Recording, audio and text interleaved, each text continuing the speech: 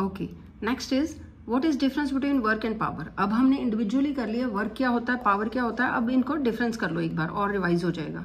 Yes, number 1, work done by force is equal to the product of the force and displacement in the direction of force. हाँ, ये वही बताया, work done by the force. देखो आप force ताकत लगाते हो तभी काम होता है ना, तो फोर्स ने जो काम किया, ठीक है, वो कैसे कैलकुलेट करना, ये हमने फॉर्मूला भी किया था। प्रोडक्ट ऑफ, प्रोडक्ट क्या होता है, मल्टीप्लाई करो किस किस को, फोर्स को और डिस्प्लेसमेंट। डिस्प्लेसमेंट मतलब जो चीज के ऊपर आपने उसको पुश किया है, ठीक है, तो वो उसी जिस डायरेक्शन में फोर्स लगाया उसी डायरेक्शन में वो चीज मूव होती है, डिस्प्लेस होती है, तो उतनी डिस्प्लेसमेंट और फोर्स को मल्टीप्लाई कर लो, वर्क आ जाता है।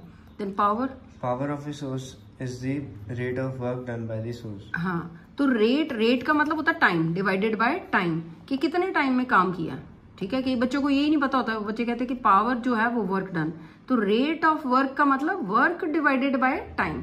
तो पावर कैसे कैलकुलेट करनी है, वर्क देख लो कितना किया और कितने टाइम में किया, वर्क डिवाइड करो, यहाँ प्रोडक्ट था मल्टीप्लाई, यहाँ डिवाइड है। Next step number 2, work done does not depend on time. हाँ, वर्क काम जो है, काम टाइम पे डिपेंड नहीं करता कि कितना टाइम आप सारा दिन, जैसे कि एग्जांपल दे रही हूँ आपको, तो सारा दिन अगर आप कॉपी खोल के बैठे रहते हो एक रूम में और आपको याद नहीं होता, टाइम आपने 12 घंटे लगाते 8 घंटे लगा दिए, आपको याद नहीं होता, आपने काम ये टाइम पे डिपेंड नहीं करता।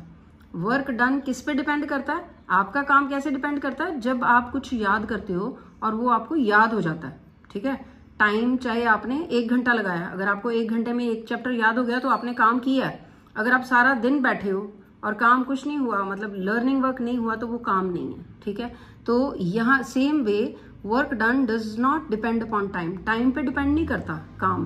क्यों? क्योंकि ये कैलकुलेट तो होता है कि कितना काम हुआ है, चीज कैसे मूव हुई है, मतलब कि चैप्टर आपने याद किया है, ठीक है, और प्रोडक्ट ऑफ फोर्स, ठीक है, कितनी आपने कंसंट्रेशन लगाई है और कितना चैप्टर आपको याद हो गया। तो ये उसी तरीके से फोर्स इनटू डिस्प्लेसमेंट, और ये वर्क टाइम पे डिपेंड नहीं करता। ये यहाँ पे second step, power spent depends on the time in which work is done. हाँ, अब पावरफुल बंदा वो है, जैसे कि अगर स्टूडेंट की एग्जांपल ले लो, पावरफुल वो है जो कम टाइम में ज्यादा याद कर ले, लर्निंग वर्क कर ले, ठीक है।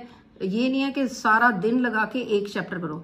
दो तरह के बच्चे होते हैं, कुछ बच्चे क्या करते हैं, एक ही बार अंडरस्टैंडिंग कर लेते हैं सारा और याद कर लेते हैं पक्का उसको कंसंट्रेशन के साथ, ठीक है, और थोड़ा टाइम लगा के उनको याद हो जाता है क्योंकि उन्होंने कंसंट्रेशन लगाई है, और ठीक है, होल हार्टेडली याद कर लेते हैं। और कुछ बच्चे सारा दिन कॉपीज खोल के बैठे रहते हैं और उनको याद नहीं होता। तो इसका मतलब कौन पावरफुल है, जो बच्चा थोड़े टाइम में ज्यादा पढ़ लेता। तो ये पावर वैसे मशीन की भी हो सकती है, पर्सन की भी हो सकती है, और ये याद करने वाला तो स्टूडेंट को मैंने एग्जांपल दी थी।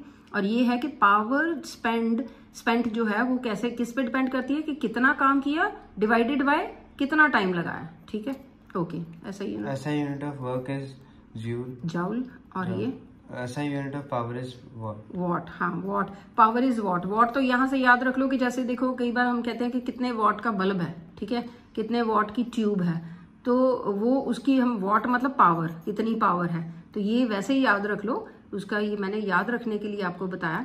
तो ये ऐसा यूनिट पावर का वॉट है और इसका जूल है, ठीक है बेटे, वर्क का, ठीक है।